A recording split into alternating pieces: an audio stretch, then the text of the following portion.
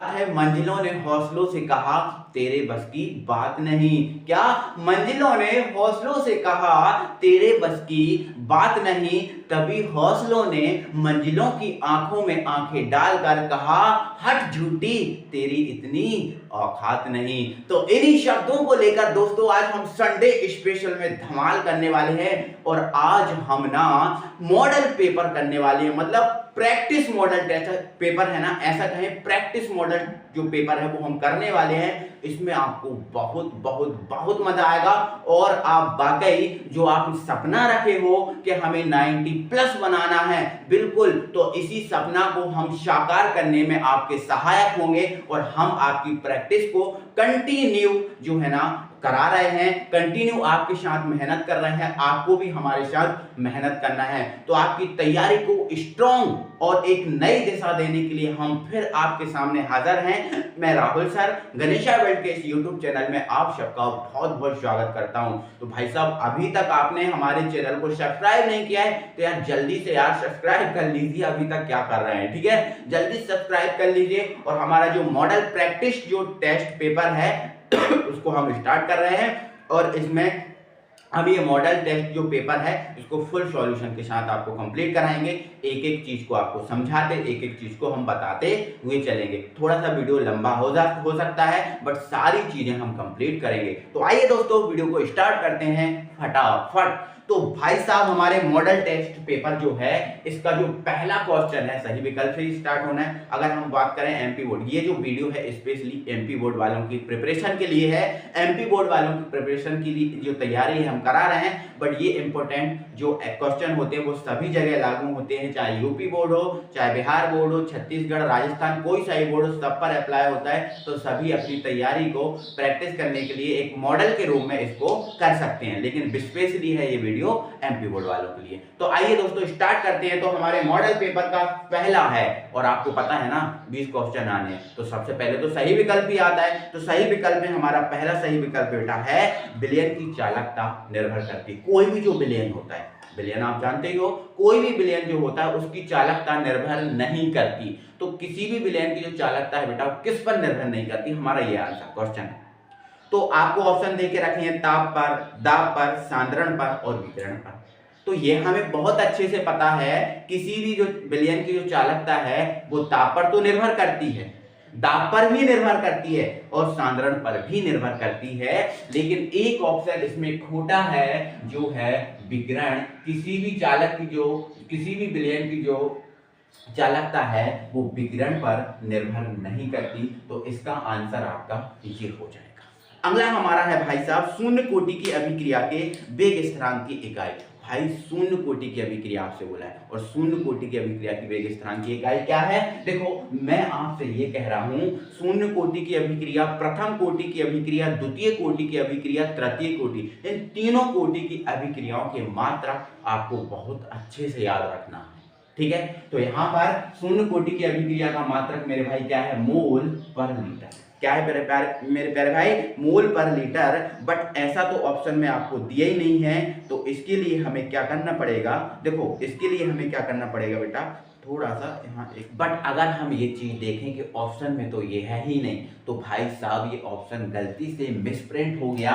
इसका जो मात्रक है मोल पर लीटर, या फिर यूं कहूं कि ये मोल लीटर ऊपर जाएगा तो लीटर इनवर्स ये रहेगा। मोल पर लीटर, ये कैपिटल एल कर सकते हो, मोल पर लीटर या मोल लीटर इनवर्स, ये है इसका सही आंसर। बट इसमें थोड़ा गलती से मिसप्रिंट हो गया, आप यहां से सुधार सकते हैं। अगला है क्वेश्चन हमारा, कौन सा संक्रमण तत्व धातु रंगीन है? कौन सा संक्रमण तत्व धातु रंगीन है, मतलब कौन सा संक्रमण धातु जो है ना वो रंगीन है? तो आपको ये तो हम बहुत पहले बता चुके और आज भी कह रहे हैं कि भाई साहब यहाँ पर देखो रंगीन बोला है, मतलब जिसमें जो अयुग्मित इलेक्ट्रॉन हैं, इन अयुग्मित इलेक्ट्रॉनों की संख्या सबसे ज्यादा होगी।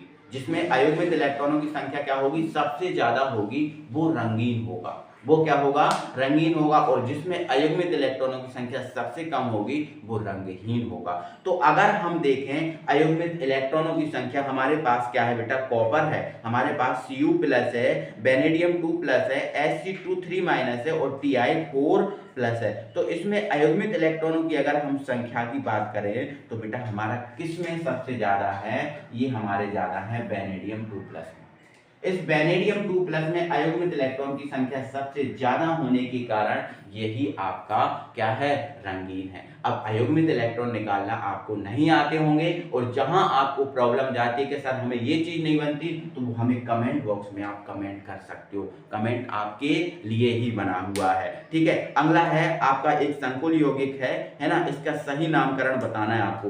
Fe4 मैं यहाँ लिख दे रहा हूँ, Fe4 ये लिखा हुआ Fe4, यहाँ लिखा हुआ है Fe और यहाँ लिखा है Cn का 6 और यहाँ पर लिखा हुआ है थ्राइस। इसका हमें IUPAC नाम बताना है। तो भाई साहब IUPAC नामकरण का तो आपको तरीका पता ही होगा। IUPAC नामकरण के लिए सबसे पहले किसको लिखा जाता है, धनायन को, इसके बाद लिखा जाता है किसको, समन्वय संख्या को, तीसरे नंबर पर लिखा जाता है लिगेंड को, चौथे नंबर पर लिखा जाता है ये केंद्रीय धातु परमाणु को, और फिर अंतिम नंबर जो 5वां होता है उस पर लिखा जाता है केंद्रीय धातु परमाणु की ऑक्सीकरण अवस्था। केंद्रीय धातु परमाणु की बेटा क्या लिखी जाती है, ऑक्सीकरण अवस्था लिखी जाती है। तो यहाँ पर अगर इसका नाम देखें तो आप बेटा देखो ये क्या है, आयरन, ये क्या है, आयरन, ये इसका साधारण नाम ही बोला जाएगा, ये रहा आपका आयरन, क्या रहा ये, आयरन। इनकी संख्या 4 है, 5 है, 10 है, 100 है, उससे मतलब नहीं रहता, ये आयरन है, ठीक है। तो ये आयरन है और ये आपका फिर कौन लिखा जाएगा, समन्वय संख्या कितनी है, 6 है, तो 6 को क्या बोलते हैं बेटा, हेक्सा बोलते हैं, तो हेक्सा। Cn को क्या बोलते हैं, साइनो बोलते हैं, ये आपका साइनो हो गया। फिर ये आपका क्या है, फेरेट, आप इसको क्या बोल सकते हैं, फेरेट बोल सकते हैं ना बेटा, बोल सकते हैं। तो ये आपका रहा फेरेट, क्या रहा बेटा, फेरेट। और ऑक्सीकरण अवस्था अगर निकालेंगे तो ऑक्सीकरण अवस्था इसकी निकलेगी बेटा 2, कितनी निकलेगी, 2 निकलेगी, क्योंकि ऑक्सीकरण अवस्था भी लिखना जरूरी होता है। बट ये सारी चीजें तो सर हमारे ऑप्शन में तो इन्वॉल्व ही नहीं है ना। तो देखो बेटा ये जो फेरेट मतलब ये जो आयरन है लिगेंड रूप में है, यहाँ संकुल के रूप में है तो फेरेट बोला जाएगा। बाकी इसको ये देखो ये वाला जो है साधारण नाम बोला जाता है इसका, तो हमने आयरन लिखा, और इसको हम संकुल के हिसाब से बोलते हैं, तो संकुल के हिसाब से इसका फेरेट नाम है, ठीक है। तो फेरेट नाम है तो फेरेट बोलेंगे, बट 2 ऑक्सीकरण अवस्था में। अब अगर ये वाला 2 में है तो ये वाला कितने में होगा बेटा, 3 में होगा, कितने में होगा, 3 में होगा। तो इसका जो सी वाला जो है ना वो सही आंसर हो जाएगा 4th वाले का, ठीक है। नेक्स्ट है फिर किस यौगिक निम्न यौगिक रजत चूर्ण के साथ गर्म करने पर एसिटिलीन बनाते हैं, मतलब ऐसा कौन सा यौगिक है जो रजत चूर्ण के साथ गर्म करने पर एसिटिलीन बनाता है। तो आपको पता है हमने जब क्लोरोफॉर्म की रासायनिक अभिक्रियाएं पढ़ी थी तो हमने देखा था कि भाई जब क्लोरोफॉर्म को सिल्वर चूर्ण के साथ, सिल्वर चूर्ण मतलब रजत, रजत मतलब सिल्वर Ag के साथ गर्म करते हैं तो एसिटिलीन बनती है। तो आप इसमें देखिए ना एसिटिलीन क्लोरोफॉर्म है कौन सा, तो देखो पहला है CH2I2, ये तो क्लोरोफॉर्म है नहीं, दूसरा है CH2I, ये भी क्लोरोफॉर्म नहीं है, क्लोरोफॉर्म का कोई भी व्यक्ति नहीं है। क्लोरोफॉर्म में कौन आता है, आइडोफॉर्म, ब्रोमोफॉर्म, ये सब आते हैं। तो देखो यहाँ पर हम देख रहे हैं क्लोरोफॉर्म तो है ही नहीं, लेकिन क्लोरोफॉर्म का ही एक दूसरा भाई है जिसका नाम है आइडोफॉर्म, CH3। आइडोफॉर्म होता है ना, तो क्लोरोफॉर्म हुआ, आइडोफॉर्म हुआ, ब्रोमोफॉर्म हुआ, ये जो है सब अगर इन सब की सिल्वर धातु से मतलब Ag से क्रिया करा दें तो बेटा देखो ये रहा आपका क्लोरोफॉर्म में क्या, आइडोफॉर्म है ना। यहाँ पर आपका क्लोरोफॉर्म CH3 भी हो सकता है या ब्रोमोफॉर्म CH3 भी होता है। इसकी अगर सिल्वर चूर्ण के साथ क्रिया करा दें तो एक एसिटिलीन गैस प्राप्त होती है। क्या प्राप्त होती है, एसिटिलीन गैस। इसमें बेटा क्या होता है, इसके 2 अणु लिए जाते हैं। जब 2 अणु लिए जाते हैं तो I कितने हो जाते हैं, 6, तो 6 Ag लिए जाते हैं, 6 Ag 6I के साथ बना लेते हैं 6 AgI और 2 CH बनते हैं जो आपस में ट्रिपल बॉन्ड द्वारा जुड़ जाते हैं। यही है हमारी एसिटिलीन गैस। क्या है बेटा? Acetylene gas. तो क्लोरोफॉर्म, ब्रोमोफॉर्म या आयोडोफॉर्म इनमें से कोई हो तो वो सिल्वर के साथ गर्म करने पर वो एसिटिलीन गैस बनाता है। तो यहाँ पर जो बेटा हमारा सही आंसर हो जाएगा वो आपका कौन सा हो जाएगा? सी वाला हो जाएगा। नेक्स्ट है टोलेन अभिकर्मक क्या है? तो आपको टोलेन अभिकर्मक बताया गया है। क्या है टोलेन अभिकर्मक? अमोनिया या फिर ऐसा बोलें अमोनिया में सिल्वर नाइट्रेट का विलयन। जो अमोनिया युक्त मतलब सिल्वर नाइट्रेट क्या होता है? AgNO3 होता है। ये AgNO3 अमोनिया में होता है, मतलब इसमें अमोनिया मिक्स होती है। अमोनिया क्या होती है? मिक्स होती है। तो अमोनिया में सिल्वर नाइट्रेट का विलयन जहां भी हो वो सही होगा। तो अमोनिया में सिल्वर नाइट्रेट देखो डी ऑप्शन में है, ये हमारा सही हो जाएगा। तो आई होप आप इन सबको बहुत बेहतरीन तरीके से समझ पाए होंगे। लेकिन फिर भी मैं कह रहा हूं आपको कहीं डाउट हो तो हमें जरूर अपनी कमेंट बॉक्स में कमेंट करें और जरूर बताएं इसको, ठीक है। और ये आपके मॉडल जरूर तैयार करें, आपकी प्रिपरेशन के लिए है बहुत बेहतरीन तरीके से। नेक्स्ट है हमारे रिक्त स्थानों की पूर्ति है।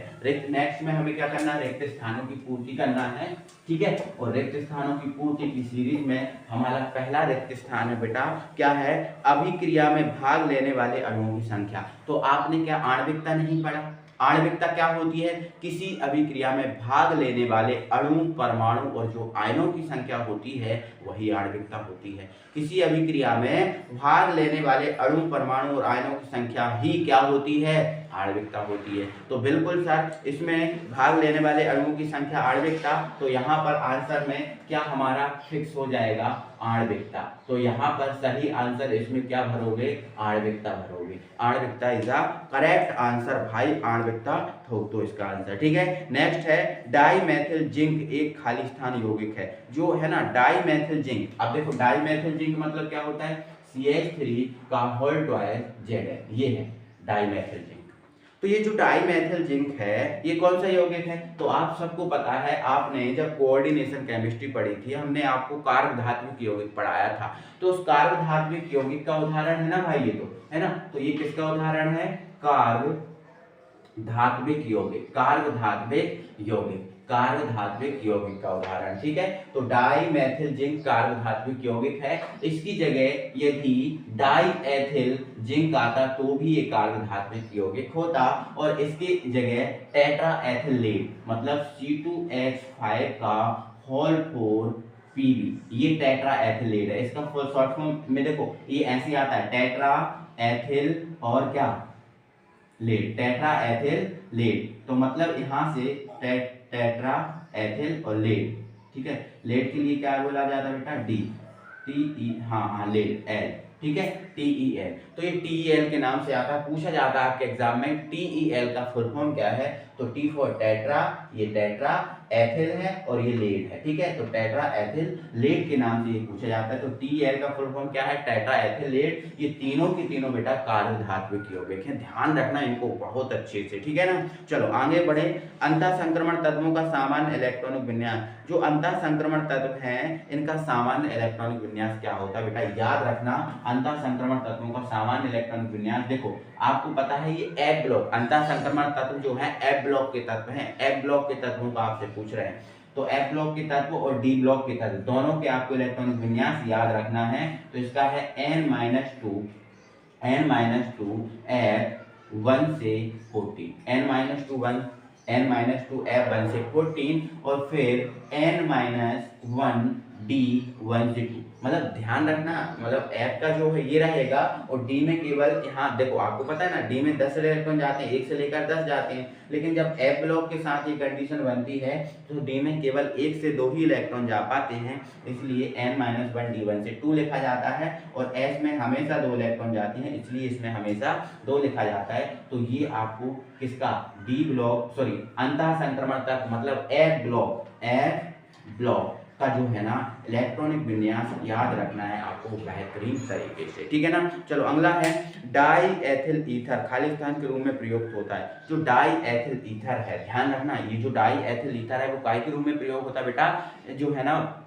निश्चेतक के रूप में प्रयोग होता है। किसके रूप में प्रयोग होता है? निश्चेतक के रूप में। तो आप इनको तैयार करते जाओ, अभी की अभी तैयार करते जाओ, क्योंकि आपके पास समय बहुत कम बचा है और इस समय में आपको 100% तैयारी करना है। तो आपको क्या लिखना है बेटा? जो डाई एथिल जो ईथर है उसका निश्चेतक के रूप में प्रयोग किया जाता है। किसके रूप में बेटा?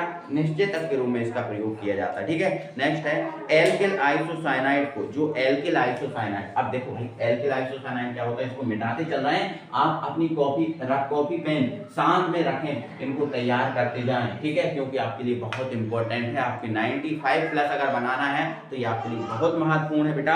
तो क्या बोला है? Alkyl isocyanide. अब एल्किल मतलब आर की जगह आप मेथिल एथिल कुछ भी ले सकते हो। ठीक है, आइसोसाइनाइड मतलब एनसी। तो ये बोला है अगर एल्किल आइसोसाइनाइड को 250 डिग्री सेल्सियस पर गर्म किया जाए तो खाली स्थान बनता है। क्या बनता है?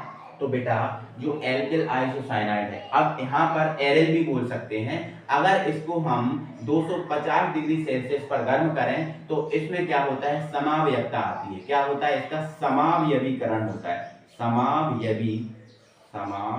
हाँ ठीक है, सही लिखा है, समावयवीकरण। तो इसका क्या हो जाता है बेटा? समावयवीकरण हो जाता है और जो एनसी है बेटा वो सीएन में बदल जाता है। जो एनसी आपको दिख रहा है बेटा, ये सीएन में बदल जाएगा, आर एनसी बदल के हो जाएगा आर सीएन। ये बहुत महत्वपूर्ण है, बहुत इंपॉर्टेंट है और यही रिएक्शन आपकी एरिल के साथ भी हो सकती है। एरिल के साथ भी ये रिएक्शन हो सकती है। ठीक है, तो इसमें भी इसका समावयवीकरण होगा और ये किसमें बदल जाएगा? सीएन में बदल जाएगा। बहुत इंपॉर्टेंट है, याद रखो। हीमोग्लोबिन आयरन का, अब देखो हीमोग्लोबिन जो है, हीमोग्लोबिन मतलब क्या होता है बेटा? Hb होता है हीमोग्लोबिन। ये आयरन का क्या है? तो हीमोग्लोबिन जो है आयरन का क्या है? संकुल है। हीमोग्लोबिन आयरन का क्या है? संकुल, और ब्रैकेट में लिखना संकर। क्या लिखना? संकर। ध्यान रखना, हीमोग्लोबिन जो बेटा है वो आयरन का क्या है? संकुल है, या ब्रैकेट में क्या लिखना? आप संकर लिखना। बहुत महत्वपूर्ण है। रिक्त स्थान हमारे होते हैं कंप्लीट और आगे हम पहुंचते हैं बेटा सत्य असत्य पर। ये एमपी बोर्ड का पैटर्न है, ये जो एमपी बोर्ड के पैटर्न है और उस पैटर्न के अकॉर्डिंग ही चल रहा है,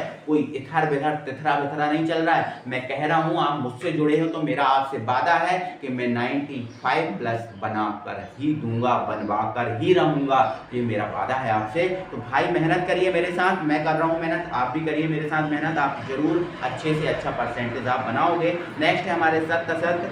बोला है एथिल एमीन जल में विलेय है जबकि एनिलीन नहीं। मतलब एथिल एमीन जो है, जो एथिल एमीन मतलब C2H5NH2, ये जो है वो जल में विलय होता है। ये जो जल में विलय होता है, बट रिंग के ऊपर जो NH2 होता है, मतलब ये आपका एनिलीन है। क्या है ये? एनिलीन। ये जल में विलय नहीं होता है। क्या ये सत्य है या असत्य? तो बिल्कुल मेरे भाई ये सत्य है। ये सत्य इसलिए है कि जो एथिल एमीन है वो जल के अणु के हाइड्रोजन से, जल के अणु के किससे? हाइड्रोजन से जुड़कर क्या बनाता है बेटा? हाइड्रोजन बंध बना लेता है। और हाइड्रोजन बंध जिसके अंदर है वो जल में विलय है, बट जिसमें हाइड्रोजन बंध नहीं होता तो वो जल में विलय नहीं होता। तो मेरे भाई ये जो हाइड्रोजन बंध है ये नहीं बनाता। ये क्यों नहीं बनाता? क्योंकि इसमें क्या हो जाता है? मेसोमेरिक प्रभाव होता है, मेसोमेरिक प्रभाव होता है, इसलिए इसके एन पर एकांकी इलेक्ट्रॉन युग्म होते हैं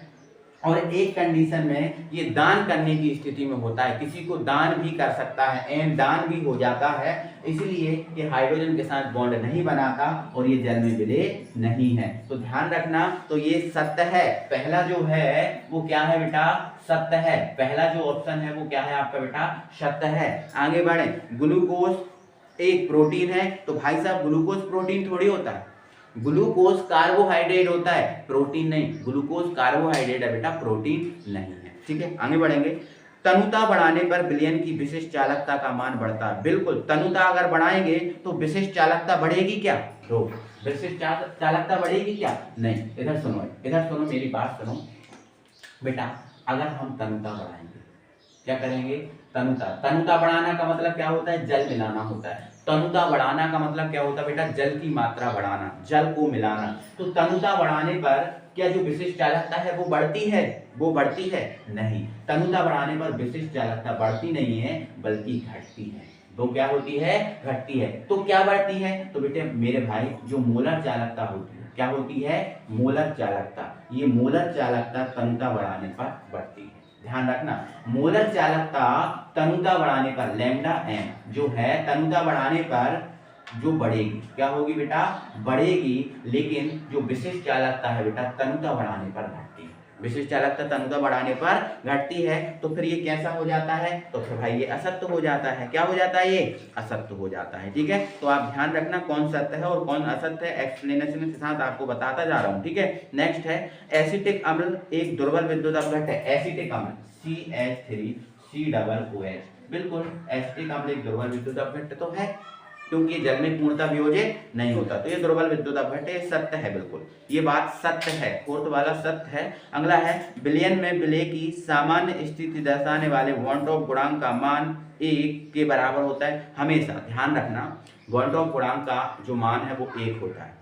वॉन ऑफ गुणांक का मान कितना होता है, 1 होता है। इसको तो याद ही रखना। विलयन में बेटा क्या बोला है, विलयन में विलय की सामान्य स्थिति, विलयन में विलय की सामान्य स्थिति दर्शाने वाला जो वॉन ऑफ गुणांक है इसका मान 1 ही होता है। ये सत्य है और ये सही है। ठीक है, चलो आगे बढ़ेंगे। एफ ब्लॉक तत्व अंतः संक्रमण तत्व कहलाते हैं, बिल्कुल एफ ब्लॉक के तत्वों को अंतः संक्रमण तत्व कहलाते हैं, बिल्कुल सत्य है। एफ ब्लॉक के तत्व अंतः संक्रमण तत्व, एफ ब्लॉक है वो अंतः संक्रमण है और डी ब्लॉक है वो संक्रमण तत्व है। ध्यान रखना, डी ब्लॉक संक्रमण और एफ ब्लॉक अंतः संक्रमण तत्व है, ये सत्य है बात। तो ये सत्य सत्य होते हैं। आगे हम बढ़ते हैं बेटा सही जोड़ियों पर। सही जोड़ियां हैं, आपको मिलाना है। तो आप देख लो मोलरता किससे मिल जाएगी, मोलरता किससे मिल जाएगी बेटा, मोलरता को मिलाना है बेटा। देखो अब यहाँ पर आप देखो कितने बड़े डाउट में चले गए भाई, है ना, यहाँ कितने बड़े डाउट में चले गए आप। देखो इधर यहाँ पर जो मोलरता है इस मोलरता है, इस मोलरता का मात्रक होता है मोल पर लीटर। क्या होता है, मोल पर लीटर। बट यहाँ आप देखो मोल पर लीटर तो दिया ही नहीं, बोलो मोल पर लीटर तो दिया ही नहीं, तो आपको क्या दिया है, मोल डेसीमीटर क्यूब। मोल डेसीमीटर क्यू दिया है, तो बिल्कुल सर इसका मोल डेसीमीटर क्यू हो जाएगा। क्या हो जाएगा, मोल डेसीमीटर क्यू इसका सही आंसर हो जाएगा। अब सिक्का धातु आपको पता ही है कॉपर सिल्वर गोल्ड को बोला जाता है, तो सिक्का धातु से कॉपर सिल्वर गोल्ड मिल जाएंगी। ठीक है, अब बालों का झरना आप देखते जाओ, यहाँ सब कुछ दिया है, मैं यहाँ पर सॉल्व करा रहा हूँ। यहाँ पर आपको सब कुछ दिख रहा होगा, यहाँ पर मैं सॉल्व करा रहा हूँ, तो आप देखते जाओ और सॉल्व करते जाओ और पेपर का लेवल जरूर बताना कितना अच्छा लेवल है, कितनी मेहनत से ये तैयार हुआ है, कितना बेहतरीन लेवल है भाई, है ना। चलो कोई दिक्कत नहीं, चलो करते जाओ। नेक्स्ट है बालों का झड़ना। बालों का झड़ना विटामिन B7 के कारण होता है। बाल किसके कारण झड़ते हैं, विटामिन B7 के। जैसे मेरे झड़ रहे हैं, मेरे भी बाल झड़ रहे हैं, मतलब मेरे अंदर B7 की कमी है। और B7 का रासायनिक नाम क्या है बेटा, बायोटीन। क्या है बेटा, बायोटीन है, तो ये बायोटीन के कारण पॉसिबल होता है। ठीक है, नेक्स्ट है CCl3NO2। क्या है, क्लोरोपिक्रिन है। ये क्या है, क्लोरोपिक्रिन, तो क्लोरोपिक्रिन से मिला देना।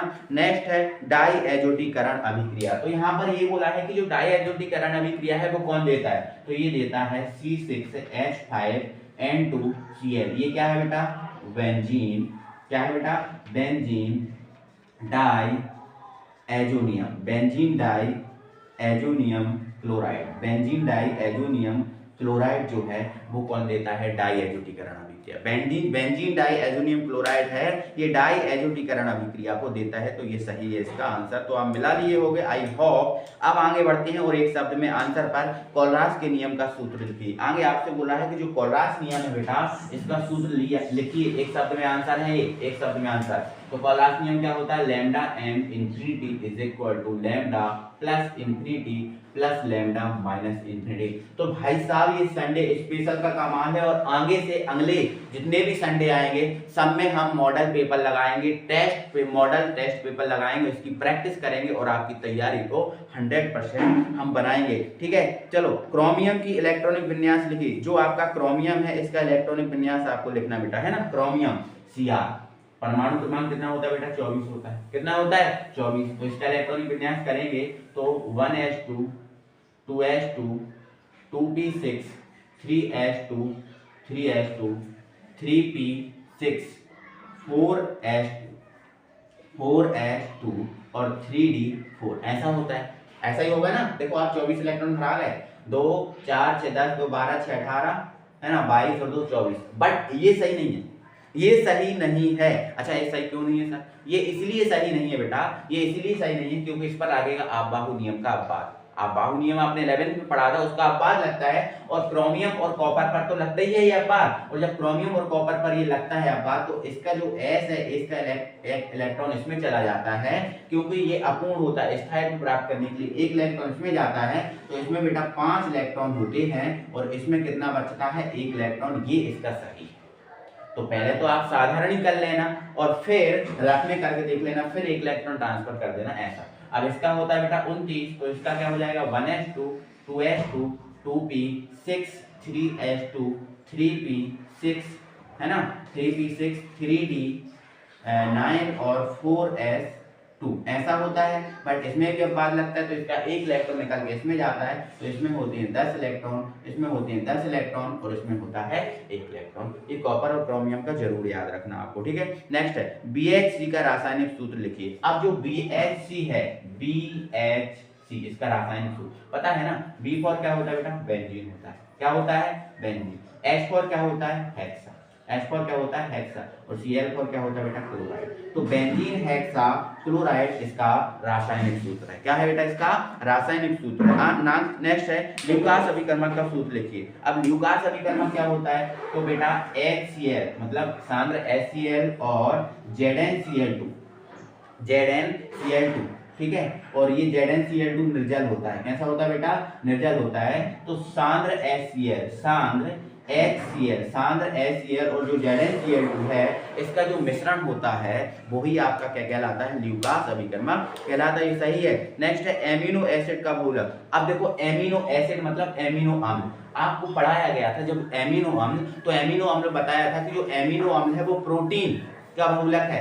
एमिनो अम्ल जब आपस में मिलते हैं तो एक बड़ी इकाई बनती है जिसका नाम क्या है? प्रोटीन। तो एमिनो अम्ल का जो बहुलक है वो क्या है? प्रोटीन है। क्या है? प्रोटीन। और आपसे ये भी पूछ सकता है कि प्रोटीन का एकलक क्या है? देखो छोटी इकाई को बेटा हम बोलते हैं एकलक। छोटी इकाई को हम क्या बोलते हैं? एकलक। और बड़ी इकाई को क्या बोलते हैं हम? बहुलक। क्या बोलते हैं? बहुलक। तो एमिनो अम्ल या एमिनो एसिड, एमिनो अम्ल या जो एमिनो एसिड है वो एकलक है, और प्रोटीन क्या है? बहुलक। तो प्रोटीन बड़ी इकाई है तो बड़ी इकाई को बहुलक और छोटी इकाई को एमिनो एसिड। बोलो समझ में आया? तो ये हमारे हो गए हैं जो है ना, जो विकल्प होते हैं, ये विकल्प होते हैं कंप्लीट। थोड़ा सा समय लगा बट आई होप आपको बहुत बेहतरीन तरीके से ये चीज़ समझ में आई होगी। अब यहाँ जहाँ भी दिक्कत है कमेंट बॉक्स में कमेंट लगाओ और हमें बताओ कि सर यहाँ दिक्कत है, कोई प्रॉब्लम नहीं है। आगे अब हम बढ़ते हैं क्वेश्चंस पर।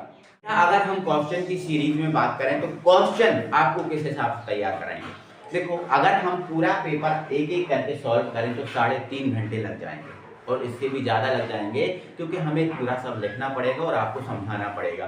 तो हम आपको किस टाइप से तैयार करा रहे हैं इनके क्वेश्चन? देखो हमें लगता है कि जो क्वेश्चन इजी हैं, जो आपसे बनते हैं, हमें पता है वो आपसे बनते होंगे, तो आपको उन क्वेश्चन को नहीं सॉल्व करा रहा है। हमें ऐसा लगता है कि जो क्वेश्चन आपसे नहीं बनते हैं, ये आपने नहीं पढ़े होंगे, इनको तैयार करना है, या जो है ना रिएक्शन टाइप क्वेश्चन है, या जो भी हमें ऐसा लगेगा कि भाई ये हमें कराना चाहिए, तो उन क्वेश्चन को हम यहाँ पूरा सॉल्व कराएंगे, समझाएंगे, और जो क्वेश्चन हमें पता है आपको आते हैं उनको हम नहीं कराएंगे। ठीक है, तो आओ जरा देख लो अगली स्लाइड में क्वेश्चन आंसर। तो पहला है मोलरता की परिभाषा लिख लिए, सबको आता होगा, सब ये कर पाओगे, और अगर नहीं आता है तो वीडियो को पॉज करो, रजिस्टर को उठाओ, है ना, नोट्स जहां रखे हैं आपके वो उठाओ और अभी मोलरता को तैयार करो और इसके बाद ही आगे बढ़ना, क्योंकि मॉडल का मतलब यही होता है कि 100% अभी के अभी तैयार हो। ठीक है, अथवा वाला क्वेश्चन है धनात्मक विचलन दर्शाने वाले और ऋणात्मक विचलन दर्शाने वाले जो विलयन है इनके उदाहरण आपको देना है। धनात्मक विचलन दर्शाने वाले और ऋणात्मक विचलन दर्शाने वाले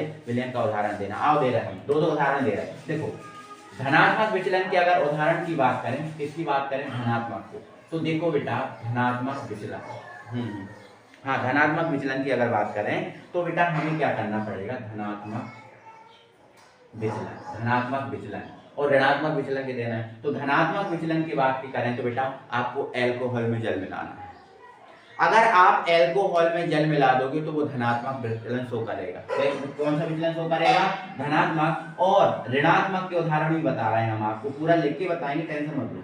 ऋणात्मक विचलन वाले उदाहरण भी दे रहे हैं। तो ऋणात्मक विचलन में यदि अम्ल में आप जल मिला दोगे, किसमें? अम्ल में आप जल मिला दोगे तो वो ऋणात्मक विचलन शो करेगा। अब जैसे एल्कोहल में Maithil alcohol CH3OH Maithil alcohol है, यदि इसमें आप जल मिला दोगे तो ये धनात्मक शो करेगा। अब फिर एल हो गया सर, फिर कौन सा लिखें? तो एथिल एल्कोहल लिख देना, उसमें भी क्या मिला देना? आप जल मिला देना। और ये धनात्मक के होगा उदाहरण। और यदि आप अम्ल में जल मिलाओगे, जैसे अम्ल HCl में अगर आप जल मिला दोगे तो ये ऋणात्मक शो करेगा। जैसे CH3COOH इसमें हमने जल मिला दिया तो ये ऋणात्मक शो करेगा। तो ये दो उदाहरण आपके ऋणात्मक के हो गए, दो उदाहरण धनात्मक के हो गए। तो जो आपको नहीं आएंगे क्वेश्चन, जो हमें अटपटे से लगेंगे, वो हम जरूर सॉल्व कराएंगे। आप टेंशन मत लो, हमें पता है आप कितना पढ़ रहे हो, क्या आपने छोड़ा है, वो हम आपको कराएंगे। टेंशन मत लो, हमारे साथ जुड़े हो, आप हमारे ऊपर विश्वास रखो बस, ठीक है। चलो नेक्स्ट है सेल स्थिरांक किसे कहते हैं, ये आपसे बन जाएगा विलयन की प्रतिरोधकता। अब विलयन की प्रतिरोधकता मतलब यहाँ पर विशिष्ट चालकता से क्वेश्चन है, विशिष्ट चालकता से क्वेश्चन है। प्रतिरोधकता मतलब क्या होता है? विशिष्ट चालकता। तो विशिष्ट चालकता क्या है? सॉरी प्रतिरोधकता विशिष्ट प्रतिरोध से है बेटा, है ना, थोड़ी मिस्टेक हो गई, माफी चाहता हूँ। प्रतिरोधकता मतलब विशिष्ट प्रतिरोध। तो विशिष्ट प्रतिरोध आपने पढ़ा है, विशिष्ट प्रतिरोध को परिभाषित करना है, तो कर लोगे आप, अभी सभी करना है, ठीक है, कर लोगे। सेल स्थिरांक किसे कहते हैं? बन जाएगा अभिक्रिया की आणविकता, अभिक्रिया की कोटि में अंतर। बहुत बेहतरीन इंपॉर्टेंट क्वेश्चन है, आपसे बन जाएगा। अभिक्रिया की दर और दर स्थिरांक, ये भी आपको कराया हुआ है, आप मेहनत करो, आप बन जाएगा। सारे क्वेश्चन अभी के अभी कंप्लीट करके चलो। नेक्स्ट है, हाँ, अब ये क्वेश्चन हम कराएंगे, निम्न की उपसय संयोजी यौगिक में IUPAC नाम लिखो। अब कुछ आपके पास उपसय संयोजी यौगिक दिए हैं बेटा, इसके आपको क्या करने हैं? नाम लिखने हैं। क्या लिखने हैं बेटा? नाम लिखने हैं। तो अब हम आपको नाम लिखवा रहे हैं, हम आपको कंप्लीट करा रहे हैं। देखो यहाँ पर पहला है CONH3 का 5, एक सेकंड बेटा, यहाँ लिखा है CONH3 का होल 5, CONH3 का होल 5, NH3 का होल 5, यहाँ लिखा है Cl और यहाँ लिखा है बेटा Cl2। यहाँ क्या लिखा बेटा? Cl2, ये लिखा हुआ है। इसका IUPAC नाम करना है हमें, और पहला ये है ना, और दूसरा हमारे पास है। अगर आपको आते हैं तो थोड़ा सा आप आगे बढ़ सकते हो, ठीक है, कोई दिक्कत नहीं है आपको, है ना। आपको समय भी बचाना है, मैं ये नहीं कह रहा हूँ कि आप वीडियो देखो, है ना, तो पूरी देखो, नहीं, आपको समय है, आपके पास ये आता है तो बिल्कुल आप आगे बढ़ सकते हो, ठीक है, स्किप करो आगे थोड़ा सा, है ना। चलो Ap और यहाँ पर लिखा है C2O4 का होल 5। हमें इन दोनों के IUPAC नाम पता है, आओ हम बताते हैं, ठीक है, कोई दिक्कत नहीं, हम समझाएंगे आपको। देखो IUPAC नामकरण करना है बेटा, तो सबसे पहले धनायन को लिखते हैं, बट हम देख रहे हैं इसमें तो धनायन है ही नहीं ना धनायन, तो धनायन को नहीं लिखना। फिर दूसरे नंबर पर लिखा जाता है किसको बेटा? समन्वय संख्या। तो समन्वय संख्या इसके साथ तो है नहीं, इसके साथ है, तो चाहे इसको लिख देना पहले। देखो इसमें लिगेंड कितने हैं? 2 हैं, एक ये लिगेंड और एक लिगेंड ये है, 2 लिगेंड है, तो दोनों लिगेंडों को पहले लिखना है, बट दोनों लिगेंडों के पहले उनकी समन्वय संख्या लिखी जाएगी, ठीक है। तो देखो आप इसको क्या बोलते हो बेटा? क्लोरो बोलते हो, या क्लोरो, या फिर आजकल नाम क्या चल रहा है क्लोरो का? क्लोरिडो। क्या चल रहा है बेटा? क्लोरिडो। तो ये आप एक सेकंड अच्छे से लिख दे रहा हूँ, ब्लैक पेन से लिख दे रहा हूँ, है क्लोरिडो, ठीक है। अब क्लोरिडो हो गया। अब 5 के लिए क्या बोलते हैं? पेंटन, तो ये लिख दिया पेंटा। NH3 को क्या बोलते हैं? एमीन, तो ये पेंटा एमीन। इतना लिखने के बाद आप क्या लिखते हो? केंद्रीय धातु परमाणु। तो केंद्रीय धातु परमाणु बेटा क्या है? कोबाल्ट, तो ये लिख दिया हमने कोबाल्ट। बट इन सब के बाद भी हमें एक तत्व, ये चीज लिखनी पड़ती है जिसका नाम है ऑक्सीकरण अवस्था। तो ये उदासीन है, इसकी ऑक्सीकरण अवस्था तो शून्य है। क्या है? शून्य। इसकी -1 और ये इसकी भी -1 होगी, बट ये 2 हैं, 2 Cl है, इसलिए यहाँ पर क्या हो जाएगा? -2। अब -2 और -1 क्या होगा? -3, और -3 बराबर किस तरफ जाएगा? तो +3 जाएगा, है ना। तो CO की ऑक्सीकरण अवस्था बेटा कितनी आ जाएगी? +3, यहाँ लिखना पड़ेगा +3, ठीक है। और ये जो Cl है ये वाला, अब ये इस वर्गाकार ब्रैकेट के बाहर है, तो इसका साधारण नाम ही लिखा जाएगा, जो है आपका क्लोराइड। क्या है? क्लोराइड। तो ये साधारण नाम इसका क्लोराइड, ठीक है, ऐसा लिखा जाता है। पहले लिगेंड लेके जाते हैं, फिर केंद्रीय धातु परमाणु, फिर उसकी ऑक्सीकरण अवस्था, फिर इस तरफ, ठीक है। चलो अब इधर देखो दूसरा। अब इसमें हम देख रहे थे धनायन था नहीं, बट इसमें है धनायन, तो सबसे पहले धनायन लिखा जाएगा, फिर समन्वय संख्या, फिर लिगेंड, फिर केंद्रीय धातु परमाणु, और फिर केंद्रीय धातु परमाणु की ऑक्सीकरण अवस्था, ठीक है ना, परेशानी नहीं है, ठीक है। अब देखो जो C2O4 होता है इसको ऑक्सीलेटो बोलते हैं, क्या बोलते हैं इसको, ऑक्सीलेटो, ऑक्सीलेटो। और इस ऑक्सीलेटो पर 2 माइनस होता है, कितना होता है 2 माइनस, बट कितने Cl है बेटा, देखो C2O4 कितने हैं 3 है,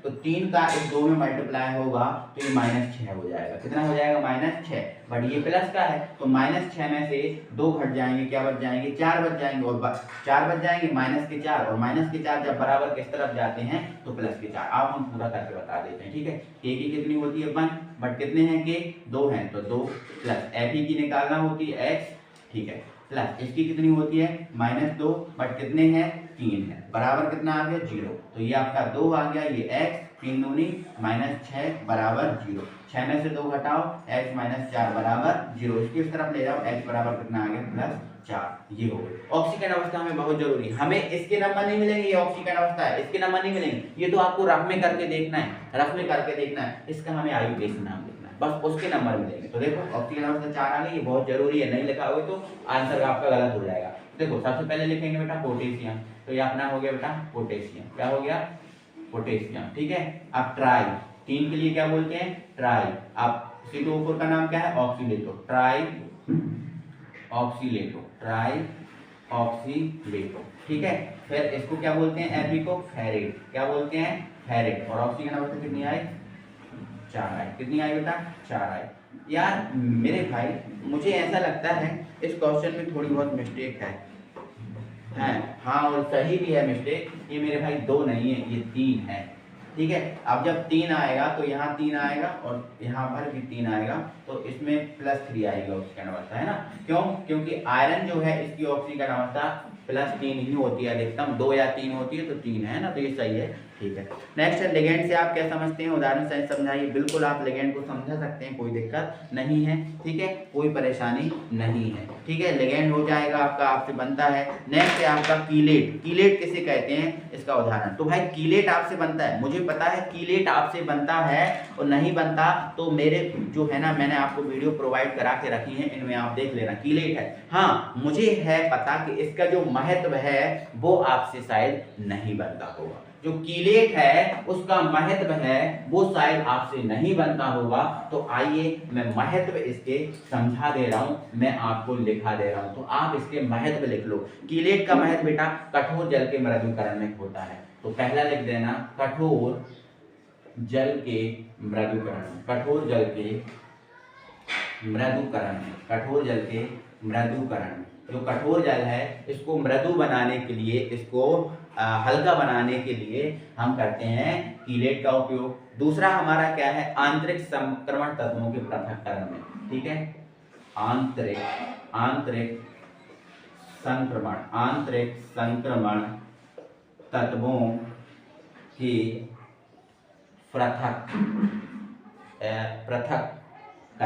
पृथक्करण में, ये 2 ही महत्व आपको तैयार करने, ठीक है। तो ये क्या है बेटा कीलेट जो है, इस कीलेट का महत्व क्या है, कठोर जल के मृदुकरण में कीलेट का उपयोग किया जाता है, और जो आंतरिक संक्रमण तत्व हैं इनके पृथक्करण में भी इसका उपयोग किया जाता है। तो आप बेहतरीन तरीके से इनको तैयार रखें। तो बताओ कैसा लग रहा है वीडियो यार, है ना, थोड़ी मेहनत आपके साथ हो रही है ना, और आप भी मेहनत कर रहे हो मुझे लग रहा है यार, तो आप मेहनत कर रहे हो तो हम भी आपके साथ करेंगे, क्योंकि हमारे लिए जो टीचर होता है भाई, टीचर के लिए जो सबसे बड़ा फल होता है, सबसे जो मीठा फल होता है वो होता है एग्जाम का फल, है ना, परीक्षा फल जो होता है सबसे मीठा फल होता है। तो हम वही मीठे फल का स्वाद चखना चाहते हैं, इसलिए हम आपके साथ मेहनत करेंगे, बराबर मेहनत करेंगे, बस आप हमारे साथ मेहनत करिए, ठीक है। और भाई वीडियो को लाइक नहीं किया है तो अभी तक लाइक कर लो, और ज़्यादा से ज़्यादा फ्रेंड में ये वीडियो शेयर करो ताकि सभी के पास ये वीडियो पहुँचे। नेक्स्ट है ना, कीलेट हमारा कंप्लीट हो गया। परमाणु, प्रभावी परमाणु संख्या EAN नंबर आपको आता होगा, कोई परेशानी नहीं है, उदाहरण से समझाइए,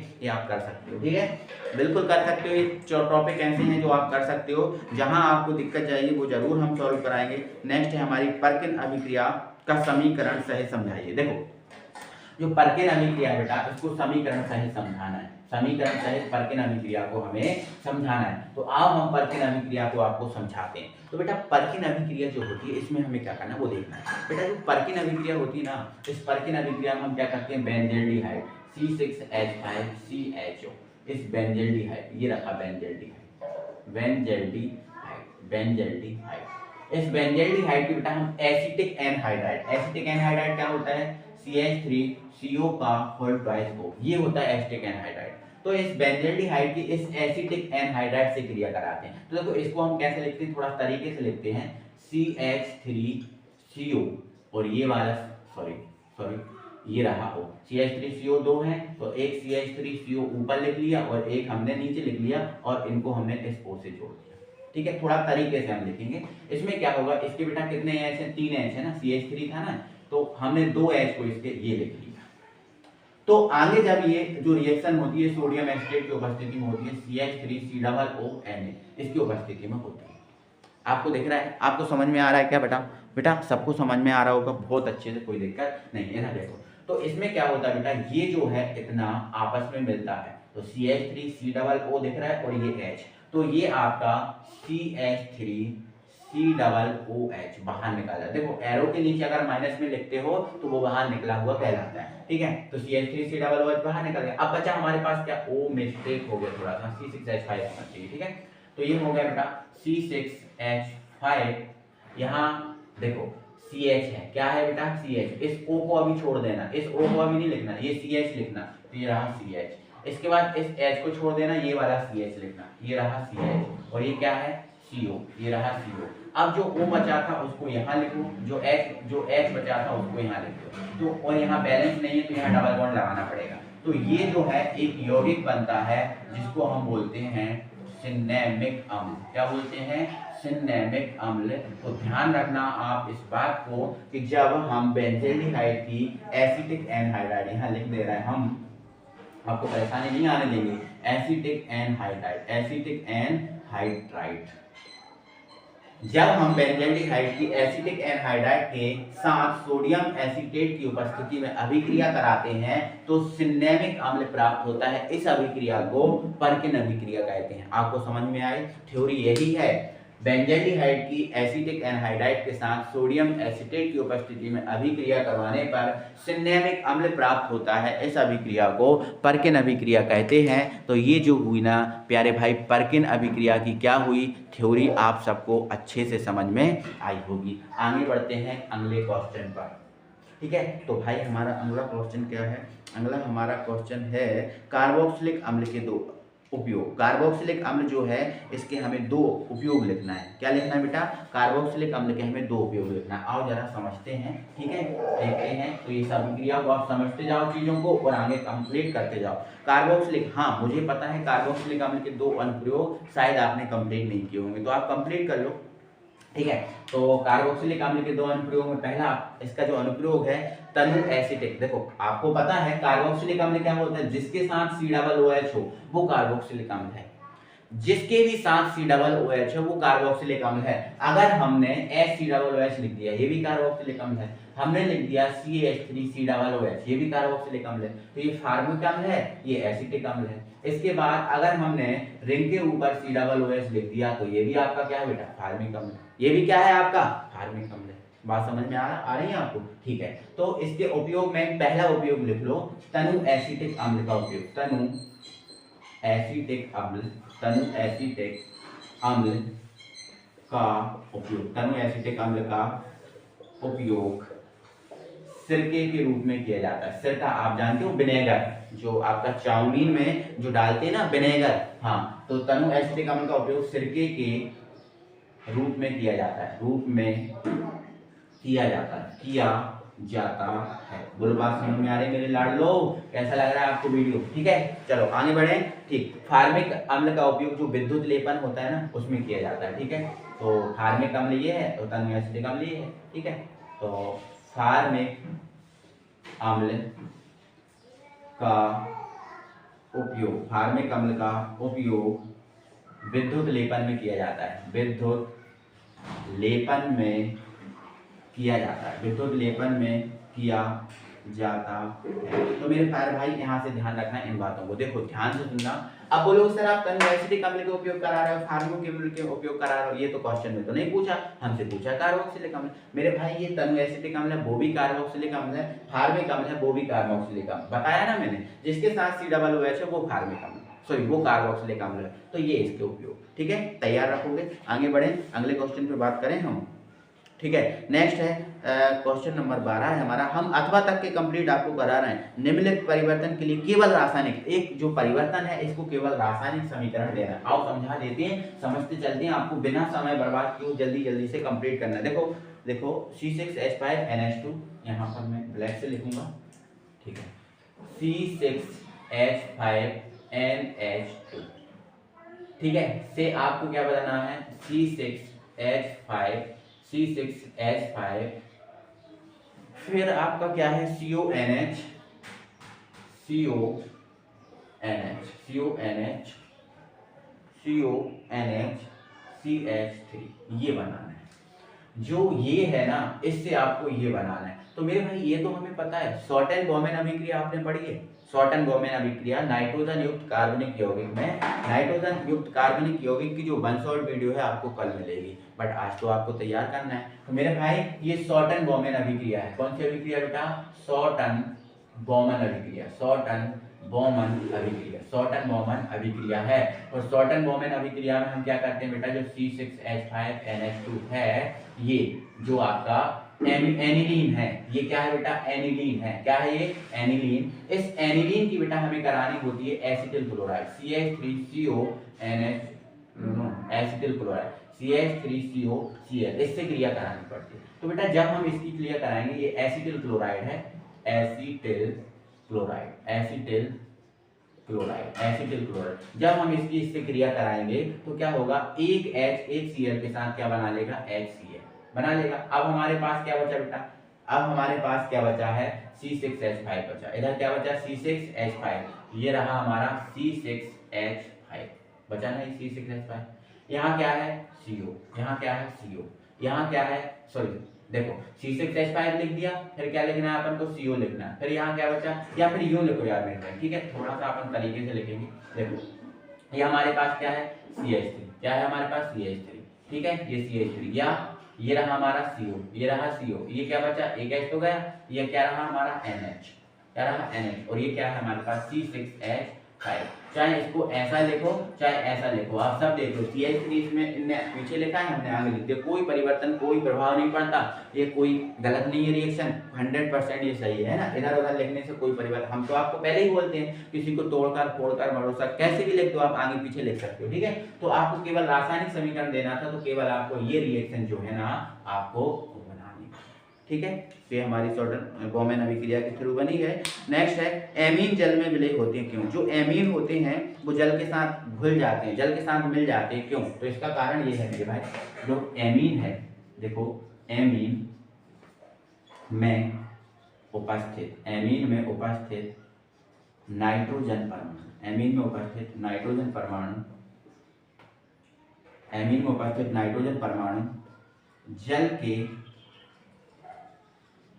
अणुओं में, जल के किसमें, अणुओं में हाइड्रोजन, जल के अणुओं में हाइड्रोजन परमाणु से, हाइड्रोजन परमाणु से हाइड्रोजन बंध बना लेता है, बना लेता है।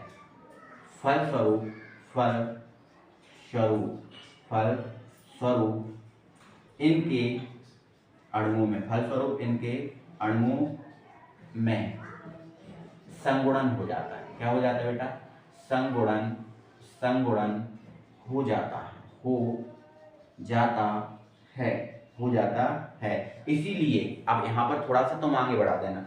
एमीन में देखो आपको पता है, एमीन, एमीन का मतलब क्या होता है, रिंग के ऊपर NH2 या CH3NH2 या मेथिल एमीन है, ये एथिल एमीन, कोई सा भी एमीन हो। देखो एमीन में क्या नाइट्रोजन परमाणु होता है, तो एमीन में उपस्थित जो नाइट्रोजन परमाणु है, जल के अणु, जल मतलब H2, जल मतलब H2, जल के अणुओं में हाइड्रोजन परमाणु से H बंध, हाइड्रोजन बंध द्वारा बना, हाइड्रोजन बंध बना लेता है, हाइड्रोजन बना लेता है। फलस्वरूप क्या होता है, इनके अणुओं में संगुणन हो जाता है, मतलब इनके अणु आपस में मिल जाते हैं, और जब इनके अणु आपस में मिल जाएंगे तो जल में भी मिल जाएगा, तो इसलिए यह जल में विलय होता है। तो आप इतना ही लिखना, एमीन में उपस्थित नाइट्रोजन परमाणु जल के अणुओं में हाइड्रोजन परमाणु से हाइड्रोजन बंध बना लेता है, फलस्वरूप इनके अणुओं के मध्य संगुणन हो जाता है, और इसलिए जल में विलय होता है। तो ऐसे करके आप तैयार कर देना इसको, ठीक है। तैयारी को बनाना है बेहतर, और इस बेहतर तैयारी में हम आपका जरूर साथ देंगे और अंत तक साथ देंगे। तो इसी सीरीज में हमारा अगला क्वेश्चन है, और ये अगला क्वेश्चन नहीं भाई साहब, अगला न्यूमेरिकल है। तो देखो बहुत इंपॉर्टेंट न्यूमेरिकल है, एनसीईआरटी का न्यूमेरिकल है। तो देखो आप क्वेश्चन को देखो, न्यूमेरिकल क्वेश्चन को पढ़ने से ही आधा सॉल्व हो जाता है। अगर न्यूमेरिकल आपको समझ में आ गया ना, मतलब वो सॉल्व हो गया, लेकिन समझ में नहीं आया तो वो सॉल्व होता ही नहीं है। तो आओ जरा क्वेश्चन को देख लो, समझ लो। क्यों कहा है आपसे यूरिया, जिसका सूत्र आपको दिया है NH2CO NH2, कि हमें द्रव्यमान की गणना करनी है। मतलब जो यूरिया है इसके द्रव्यमान की गणना करनी है, मतलब यूरिया के लिए W निकालना है। द्रव्यमान W होता है ना, तो W निकालना है, जिसमें 2.5 केजी के, मतलब इसमें 2.5 केजी मतलब 2.5 किलो का क्या करना है भाई, 2.5 किलो का हाथ है ना, तो 2.5 किलो का क्या करना है आपको, बिलियन बनाना है। 2.5 किलो मतलब 2.5 केजी का आपको बिलियन बनाना है। और इस बिलियन में आपको थोड़ी हिंट देकर रखी है उसने कि 0.25 मोलर जलीय विलयन बनाने के लिए आवश्यक है। अगर आपको 2.5 किलो का विलयन बनाना है तो इसमें 0.25 मोलर जलीय विलयन बनाने के लिए क्या है, आवश्यक है। अब यहां से हम क्या समझें, इससे हम क्या समझें, तो भाई साहब यहाँ क्वेश्चन में देखो द्रव्यमान निकालना, ये तो आपको पता चल गया कि यूरिया का द्रव्यमान निकालना, ये तो आपको क्लियर हो गया, ठीक है। अब यहां से हमें क्या क्लियर करना है, हमें ये क्लियर करना है कि भाई विलयन कितने का है, कितने का बनाना है। तो भाई आपको विलयन उसने देखे रखा है कि 0.25 मोलर जो है ना विलयन बनाने के लिए, जो जलीय विलयन बनाना है उसके लिए 0.25 मोलर आवश्यक है। 0.25 मोलर जो है वो आवश्यक है 2.5 किलो का आपको विलयन बनाना है। तो आओ जरा इन बातों को समझें। तो पहले ये 0.25 मोलर का मतलब समझ लो कि 0.25 मोलर है, इसका मतलब क्या है। देखो मेरे भाई 0.25 मोलर का मतलब यहाँ इतना, देखो मोलर का मतलब होता है मोलरता से या मोलरता से।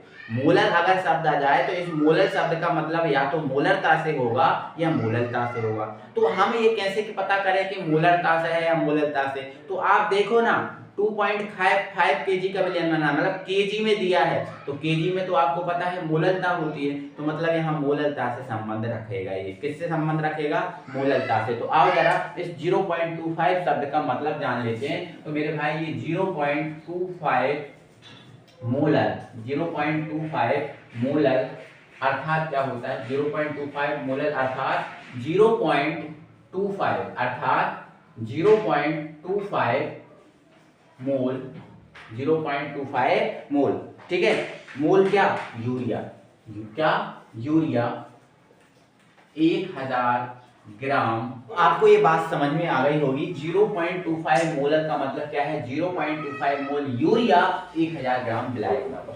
बट यहाँ ध्यान रखना, हमें देखो मात्रा द्रव्यमान ज्ञात करना हो जो कि ग्राम में होता है, द्रव्यमान जो कि किसमें होता है, ग्राम में। बट यहाँ पर ये जो मात्रा दी है वो बेटा मोल में दी है। किस में दी है, मोल में। तो मोल को हम किस में बदलेंगे, द्रव्यमान में। तो हमें पता है कि भाई साहब मोल को द्रव्यमान में बदलने के लिए आपको पता है n बराबर क्या होता है, W/N, बोलो होता है। तो अगर हमें W का वैल्यू निकालना है, हमें अगर इस W की वैल्यू निकालना है तो M को इधर ले जाना पड़ेगा, मतलब W बराबर हो जाएगा N इंटू N, बोलो हो जाएगा, बिल्कुल हो जाएगा।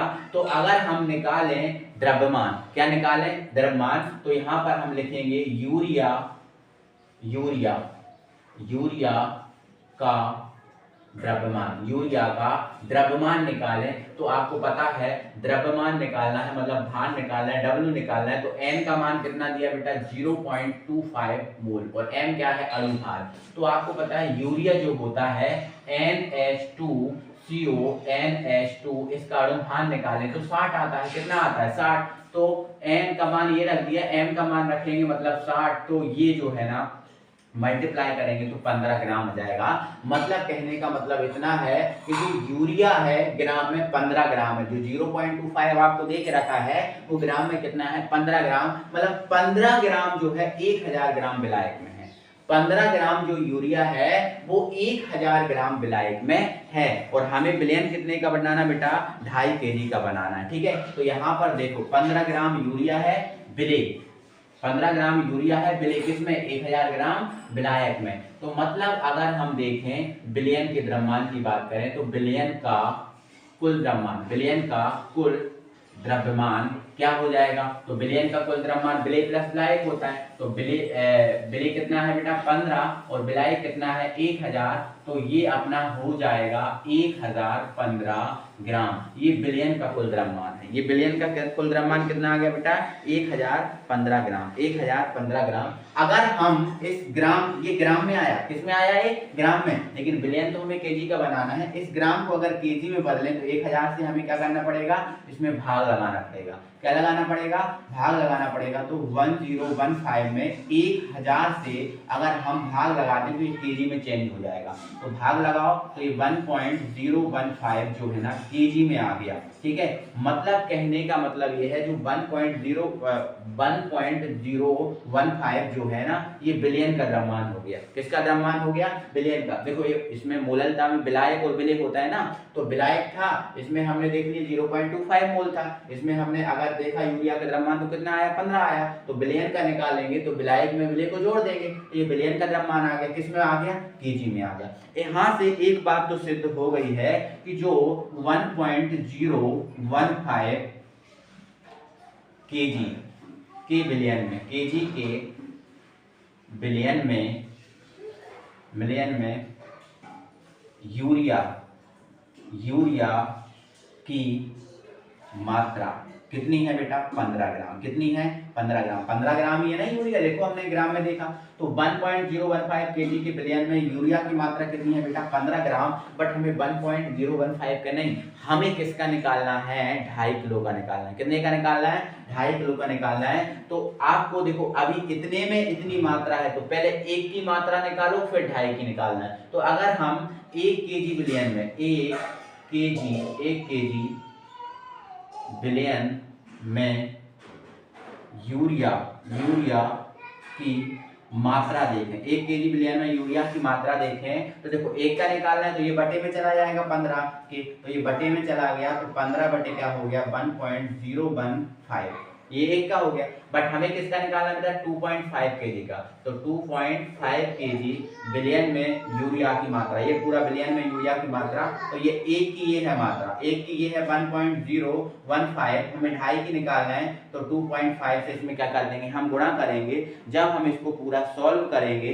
तो ये जो मात्रा आ जाएगी 36.94 ग्राम, 36.94। इसको पूरा सॉल्व आउट करेंगे तो 36.94 ग्राम आएगी, जो आई होप आपको बेहतरीन तरीके से समझ में आई होगी। न्यूमेरिकल एनसीईआरटी का, और एनसीईआरटी का न्यूमेरिकल इतना घूमा हुआ आता है कि समझ में नहीं आता आखिर इसमें करना क्या होता है। तो मुझे लगता है कि आपको समझ में आया होगा। तो जहां न्यूमेरिकल है वहां पर थोड़ा दोस्तों मॉडल पेपर में समय लगेगा। ठीक है, आई होप आप समझे होंगे। आगे बढ़ते हैं बेटा अगले क्वेश्चन पर, जिसको स्क्रीनशॉट लेना है जल्दी से स्क्रीनशॉट अपने पास लेकर रखो, क्योंकि स्क्रीनशॉट आपके लिए जरूरी है। ठीक है, चलो ये हो गया अपना न्यूमेरिकल। ओके, परासंदा बर्कले हार्टले बन जाएगी, आधायुगाल बन जाएगा। रासायनिक अभिक्रिया की दर, जो रासायनिक अभिक्रिया की दर है इससे आप क्या समझते हो, ये आपसे बन जाएगी, हाँ बन जाएगी इसकी, हाँ इसकी इकाई लिखिए, बन जाएगा कोई दिक्कत नहीं। लेंथेनाइट संकुचन बन ही जाएगा। कारण और परिणाम बताना है, प्रभाव क्या होता है। हाँ एक और अगला क्वेश्चन है, Fe2+ आयन की त्रिज्या Mn2+ आयन की त्रिज्या से कम होती है क्यों। आपको मैं अगर बताऊं, आपको मैं अगर समझाऊं तो Fe का जो परमाणु क्रमांक बेटा कितना होता है 26 होता है, और जो Mn है इसका परमाणु क्रमांक कितना होता है बेटा, इसका परमाणु क्रमांक कितना होता है 25 है। अगर इसका परमाणु क्रमांक 26 है, इसका परमाणु क्रमांक बेटा क्या है 26 है, तो इसके नाभिक में प्रोटॉन भी ज्यादा होंगे। अब नाभिक में प्रोटॉन जाता है तो नाभिक और इलेक्ट्रॉन के मध्य क्या होता है, देखो इसका अगर आकार बनाऊं तो ये आपका नाभिक हो गया और ये इसका पूरा परमाणु हो गया। तो अगर इसका परमाणु क्रमांक 26 है, इसका परमाणु क्रमांक कितना है 26, तो नाभिक में प्रोटॉन ज्यादा होंगे, और प्रोटॉन और नाभिक के मध्य क्या होता है आकर्षण होता है। तो ये जब नाभिक ज्यादा ताकतवर होगा तो नाभिक क्या करेगा, कक्षा को अपनी ओर खींच लेगा, कक्षा को अपनी ओर खींच लेगा। तो ये जो कक्षा है अपनी ओर जब नाभिक की ओर खींच जाएगी तो परमाणु का आकार क्या हो जाएगा, छोटा हो जाएगा। बट इसके प्रोटॉन की संख्या जो है वो कम है, मतलब नाभिक में प्रोटॉन की संख्या कम है, तो इनके मध्य जो आकर्षण है वो कम हो पाएगा इससे। तो ये ज्यादा आकर्षण होगा तो ये ज्यादा खींच लेगा, तो इसकी परमाणु त्रिज्या कम हो जाएगी और इसकी त्रिज्या क्या हो जाएगी, ज्यादा है। तो इसका आंसर आपको देखो यहाँ पर दिखाई दे रहा होगा, इसका आंसर जरूर ये लिख लें आप, है ना मेरे भाई। चलो आगे बढ़ेंगे, अगले क्वेश्चन पे हम बात करेंगे, ठीक है। तो ये क्वेश्चन आप जरूर तैयार कर लेना। निम्नलिखित अभिक्रियाओं के लिए केवल रासायनिक समीकरण लिख लिए, मतलब केवल यहाँ पर जो रासायनिक समीकरण लिखना है, ये आपका बेहतरीन क्वेश्चन है, आपको कराएंगे, टेंशन मत लो। जो जो आपको मुझे लग रहा है ना कि ये आपको नहीं आता, तो मैं उसी हिसाब से आपको तैयार करा रहा हूँ, और फिर भी इनमें से आपको ऐसा लग रहा है कि ये क्वेश्चन और भी नहीं बन रहा, तो कमेंट बॉक्स में कमेंट करो, हम आपको बताएंगे आपको, ठीक है। नेक्स्ट है, कुछ अभिक्रियाएं लिखना है। तो फिनॉल की CH2 एवं Br2 में जो फिनॉल है, देखो यहाँ पर क्वेश्चन किस तरह दिया है। तो जो फिनॉल है, फिनॉल क्या होता है, रिंग के ऊपर OH, आपको क्वेश्चन दिख रहा है।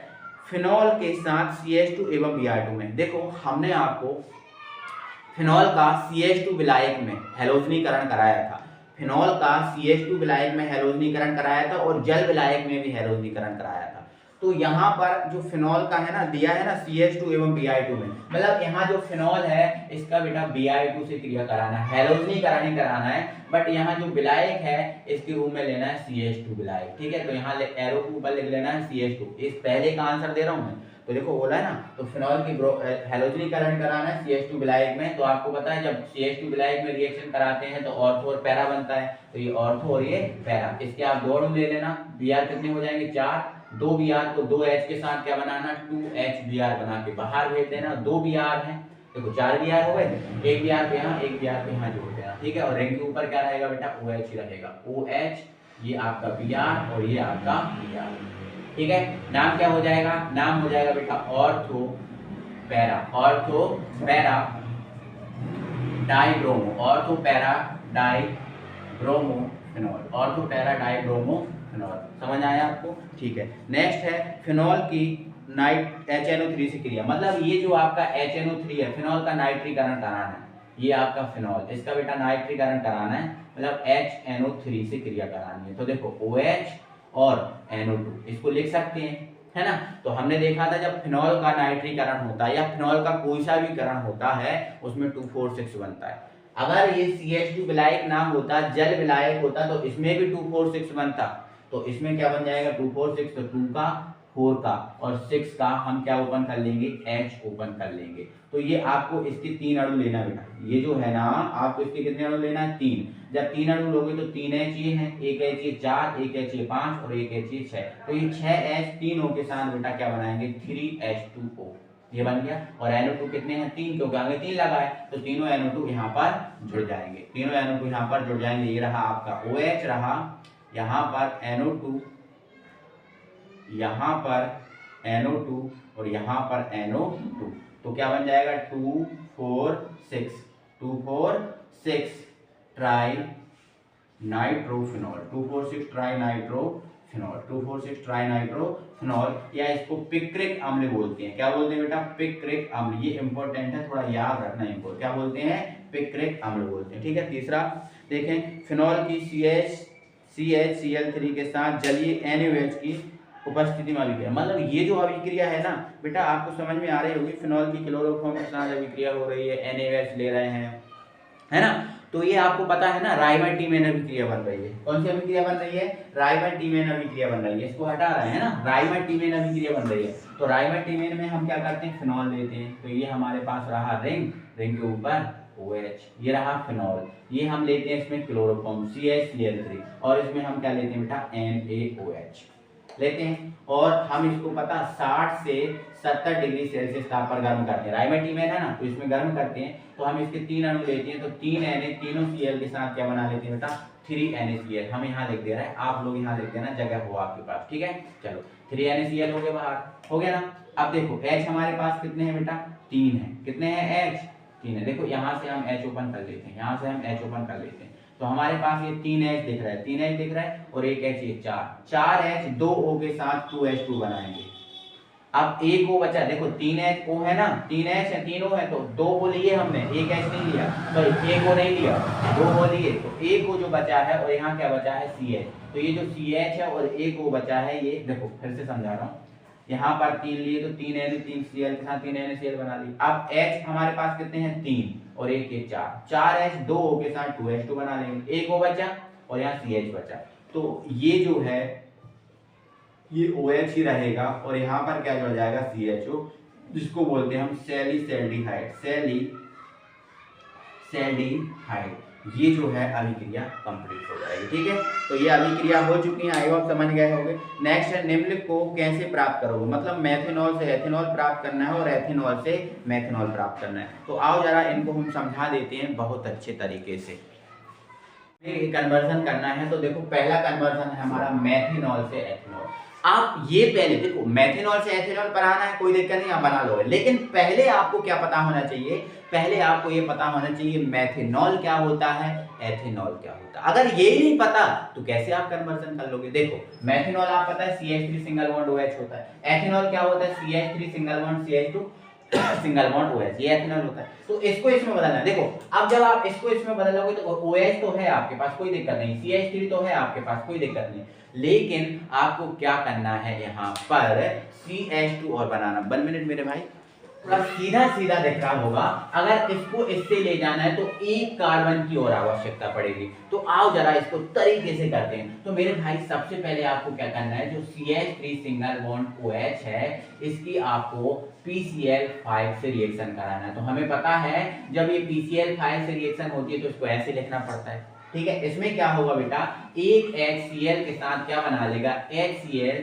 एक O सॉरी एक O यहाँ जुड़ जाएगा और बन जाएगा POCl3, ये बन जाएगा। हमने ये करके देखी रिएक्शन, सारी रिएक्शन हमने बनाई है। ठीक है, अब हमारे पास क्या बचा इधर CH3, क्या बचा बेटा, ये CH3, ये सब गया, ये Cl बचा, तो अभी हमारा एल्किल हैलाइड बना। OH को हटाना पहला काम हमारा था, तो हमारा ये एल्किल हैलाइड बन गया एल्किल हैलाइड। अब हमें क्या करना है, कार्बन, देखो कार्बन बढ़ाना है, तो जब भी आपको कार्बन बढ़ाना हुआ करे तो आप KCN से क्रिया कराया करो। तो KCN से क्रिया कराई तो ये हमारा जो है ना मेरे भाई, थोड़ा हम नीचे जाएंगे तो इसको एरो यहाँ लगाएंगे, तो ये हमारा K और Cl हो गया बाहर। अब हमारे पास क्या बचा, CH3 सिंगल बॉन्ड CN, ये आ गया। अब इसको हम यहाँ बढ़ा देंगे, इसको हम यहाँ बढ़ा देंगे, यही रूल्स होता है, अगर यहाँ जगह नहीं होती तो एरो नीचे लगाओ फिर यूं बढ़ा दो। ठीक है, तो हम बेटा इसका हम क्या कराएंगे, अपचयन कराएंगे। क्या कराएंगे आप, अपचयन कराएंगे। तो हम अपचयन कराएंगे तो इसमें हम 4H ले लेंगे। क्या ले लेंगे भाई, 4H। और ये जो अपचयन हम कराएंगे सोडियम और एथेनॉल द्वारा, मतलब C2H5 C2, हाँ एथेनॉल ही द्वारा करा देते हैं। ठीक है, या फिर किसी के द्वारा भी करा सकते हो, कोई और भी आप ले सकते हो, कोई दिक्कत नहीं। एथेनॉल द्वारा हम क्या करा देंगे, अपचयन। तो इसमें कितने H है बेटा, आपके पास 4 है, 4H में से 2 आप किसको दे दो, C को, और 2 आप किसको दे दो, N को। तो जब हम ऐसा करेंगे तो हमारे पास ये बन जाएगा CH3 CH2 और ये बन जाएगा NH2। अभी हमारा ये नहीं हुआ बन के तैयार, अभी हमने ये बनाया। और आपके पास कोई और दूसरा तरीका है तो आप उससे मेथड से बना सकते हो, बट ये क्वेश्चन दोस्तों अलग तरीके से आया है, थोड़ा नंबरिंग भी है ना, तो उस हिसाब से हमें तैयार करना पड़ेंगे, नंबर भी हमें देखने होते हैं और नंबर के हिसाब से हमें रिएक्शन देनी पड़ती है। तो हमें ये नहीं बना, ये हमारा बन गया। अब बेटा इसका आप क्या करा दो, नाइट्रीकरण करा दो, मतलब HNO2 से रिएक्शन करा दो। तो आपको पता है अब हम इसको लिखेंगे तो OH और NO लिखेंगे, OH और NO लिखेंगे, और OH और NO लिखेंगे। अब देखो जब यहाँ नहीं बढ़ रही तो यहाँ बढ़ा दो। ठीक है, तो क्या होगा बेटा, ये जो NO है वो NH इसके साथ जुड़ जाएगा NH2 के साथ, मतलब ये NO और ये NH2 बन जाएगा, और ये OH है इसके साथ जुड़ जाएगा तो CH3 single bond CH2 single bond OH, ये ऐसे बन जाएगा। ये फुल रिएक्शन है, लेकिन आपको इस टाइप से नहीं करना, कोई दिक्कत नहीं, मत करो, है ना, कोई दिक्कत नहीं, मत करो। आपके पास कोई और तरीका है, आप उस तरीके से कर सकते हो, है ना। चलो आगे बढ़ते हैं। और अगला है, देखो आपको समझ में आया होगा, पहले इसकी PCl5 से रिएक्शन कराई, ये बनाया, फिर इसकी KCN से रिएक्शन करेगी, क्योंकि कार्बन बढ़ाना है। तो जब जब कार्बन बढ़ाना करे तो साइनाइड वाले यौगिक से क्रिया करानी पड़ती है, तो साइनाइड वाले यौगिक से क्रिया कराई, ये बन गया, है ना। अब ये बाहर KCl हो गया बाहर, ये बन गया। इसका हमने अपचयन करा, देखो H चाहिए ना, H चाहिए ना, देखो आप H चाहिए, जो जो चाहिए होता है उस हिसाब से आप क्रिया कराते रहते हैं। तो H चाहिए तो हमने ये NH2 बना लिया, फिर हमने OH चाहिए तो नाइट्रीकरण करा दिया। जब नाइट्रीकरण कराया तो हमारे पास ये आ गया। ठीक है ना, चलो नेक्स्ट है हमारा, ये मिटा देते हैं, जिसको स्क्रीनशॉट लेना है वो आप ले सकते हो। ठीक है, चलो अब नेक्स्ट है हमारे पास, नेक्स्ट हमारे पास क्या है मेरे भाई, एथेनॉल से मेथेनॉल। अभी हमें मेथेनॉल से एथेनॉल बनाना था, अब हमें एथेनॉल से क्या बनाना है, मेथेनॉल बनाना है। तो इसका भी एक तरीका है ना। एथेनॉल से क्या बनाना, एथेनॉल से मेथेनॉल, मेथेनॉल। अब मेथेनॉल क्या होता है, CH3 सिंगल बॉन्ड OH, मतलब इससे ये चीज बनानी है। तो देखो आप बनाओ, कोई दिक्कत नहीं है। ये CH3 CH2 single bond OH। तो सबसे पहले बेटा आप क्या करा देना, इसका K2Cl2O7 द्वारा क्या करा देना, ऑक्सीकरण करा देना, ऊपर नीचे कहीं भी देखो। जैसे ही हम ऑक्सीकरण कराएंगे तो यहाँ से H2 फटाक से बाहर हो जाएगा, H2 बन जाएगा बाहर। बचा क्या बेटा, CH3, क्या बचा CH3, ये क्या है CH, तो ये CH और ये O, जो आपका क्या है एसिटाल्डिहाइड, क्या है ये एसिटाल्डिहाइड, एसिटाल्डिहाइड, ठीक है। फिर से आप क्या कराना, इसका अपचयन करा देना। फिर से आप जब अपचयन कराओगे, यहाँ दिखा देखेगा, कोई दिक्कत नहीं, तो आपको देखो ये जो O है यहाँ पर फिट हो जाएगा, H आ जाएगा पीछे, मतलब CH3COOH बन जाएगा। तो अभी एसिटिक अम्ल बना है, हमारा जो मेथेनॉल है वो नहीं बना, अभी मेथेनॉल नहीं बना, अभी हमारे पास एसिटिक अम्ल बना है, ठीक है। तो इसकी हम जो एसिटिक अम्ल बना है, इसकी हम किससे क्रिया कराएंगे, अमोनिया से। किससे बेटा, अमोनिया से। जैसे ही हम अमोनिया से क्रिया कराएंगे तो अमोनिया इससे जुड़ जाएगा, तो मतलब ये CH3 सिंगल बॉन्ड COONH4 बन जाएगा, जो अमोनियम एसिटेट बन जाएगा। क्या है ये, अमोनियम एसिटेट। तो अभी फाइनल अभी भी नहीं बना है, अमोनियम एसिटेट बना है अभी। तो क्या बना है, अमोनियम एसिटेट बना है। तो इस अमोनियम एसिटेट में अगर आगे हम इसको सॉल्व करें, अगर हम इसको आगे सॉल्व करें तो बेटा देखो इसमें हाफ मैन ब्रोमाइड, एक मिनट मेरे भाई, ठीक है, कोई दिक्कत नहीं। आगे इसमें क्या होगा बेटा, 2H, कितने H दिख रहे हैं आपको, 4H दिख रहा है। 4H में से 2H एक O के साथ क्या बना लेंगे, H2O बना लेंगे। अब हमारे पास क्या बचा, CH3CO और NH2, CH3CO और NH2 बचा, क्योंकि 2H एक O के साथ H2 बना चुके हैं। अब इसमें बेटा आप हाफ मैन ब्रोमाइड अभिक्रिया लगा देना। कौन सी अभिक्रिया लगा देना, हाफ मैन ब्रोमाइड। तो हाफ मैन ब्रोमाइड अभिक्रिया में हम ब्रोमीन और KOH जल के साथ रिएक्शन कराते हैं। तो जैसे ही KOH जल के साथ रिएक्शन कराओगे तो आपको प्राप्त होगा मेथिलेमीन। कौन सा एमीन प्राप्त होगा, मेथिलेमीन। और इस मेथिलेमीन की अब हो गया खत्म, मेथिलेमीन का आप नाइट्रीकरण करा देना। क्या करा देना बेटा, नाइट्रीकरण करा देना। तो जैसे ही आप नाइट्रीकरण कराओगे, देखो अब ये वाली कंडीशन आ गई ना, वो पहले वाली अभी हम कर रहे थे ना, वही वाली कंडीशन आ गई, ठीक है। तो उसमें हाँ ठीक है, उसमें आप क्या कराना, इसका OH और NO, मतलब HNO2 से क्रिया करा देना नाइट्रस अम्ल से। तो ये जो OH है, ये जो OH है इसके साथ जुड़ जाएगा और बन जाएगा CH3OH, ये जो OH है इसके साथ जुड़ जाएगा, और जो NH2 इसके साथ NO जुड़ जाएगा, मतलब ये जो है NO और NH2 है ये बाहर निकल जाएगा। तो ये पूरी प्रोसेस है करने की, आपको ध्यान रखना, एक दो बार इनकी प्रैक्टिस करनी पड़ेगी, और जब एक दो बार प्रैक्टिस कर लोगे तो पूर्णतः ये बनने लगेंगे, परेशानी आपसे नहीं मिलेगी, कोई दिक्कत नहीं है, ठीक है। तो ये हो जाएगा आपका, ठीक है। अगला है निम्नलिखित अभिक्रियाओं को पूर्ण कीजिए, कार्बोलैमिन अभिक्रिया, सेंट मेयर अभिक्रिया, ये तो आप बना ही लोगे, कोई दिक्कत नहीं है। SN1 SN2 में अंतर, ये भी कर लोगे, है ना। अब ये क्या है, नैनर्ड समीकरण है, तो ये भी आप बन सकता है, आपसे बन जाएगा। ना बने तो मैं कह रहा हूँ ना, कमेंट बॉक्स में कमेंट करो, इतना मेहनत कर रहा हूँ और करूँगा यार मेहनत आपके लिए, ठीक है। चलो अब यहाँ पर ये कुछ अभिक्रियाएं हैं, ये जो आपको दिख रही हैं अभिक्रियाएं, इनको आपके हवाले किया, इनको आपको करना है। और ये कुछ परिवर्तन है, ये कुछ परिवर्तन भी आपको करने हैं। ये जो परिवर्तन और ये जो अभिक्रिया है अगर नहीं बने तो मुझे बताना, मैं आपको ये करवाऊंगा, और बन रही हैं तो कोई दिक्कत नहीं, क्योंकि मैं ये सोच रहा हूँ इनको मैं परिवर्तन के साथ लेके आऊँ। जैसे मेथेनॉल से एथेनॉल में एक अलग से एक वन शॉट वीडियो लेके आऊँगा, जिसमें आपको केवल परिवर्तन किए जाएंगे, इसको इससे कैसे बनाया जाता है, इससे इसको कैसे बनाया जाता है, ये और ये अभिक्रिया। तो मुझे लगता है कि इन अभिक्रियाओं को आप कर पाओगे, और नहीं कर पाओगे तो मुझे बताना भाई, मैं करवाऊंगा, टेंशन नहीं लेना। 20वां क्वेश्चन आपके हवाले किया, ठीक है। चलो तो ये हमारा मॉडल पेपर होता है समाप्त, और यहाँ पर जैसी भी दिक्कत हो मुझे बिल्कुल जरूर कमेंट बॉक्स में कराएं भाई, बताएं, ठीक है। मैं आपको पूरी तैयारी करवाऊंगा, जहाँ भी जैसी भी प्रॉब्लम है बताना जरूर, ठीक है। चलो तो फिर मिलते हैं भाई अगली वीडियो में, तब तक के लिए थैंक यू वेरी मच। अभी तक लाइक नहीं किया है तो लाइक कर दो, शेयर नहीं किया शेयर कर दो, और सब्सक्राइब नहीं किया तो सब्सक्राइब कर दो। मिलते हैं, जय हिंद।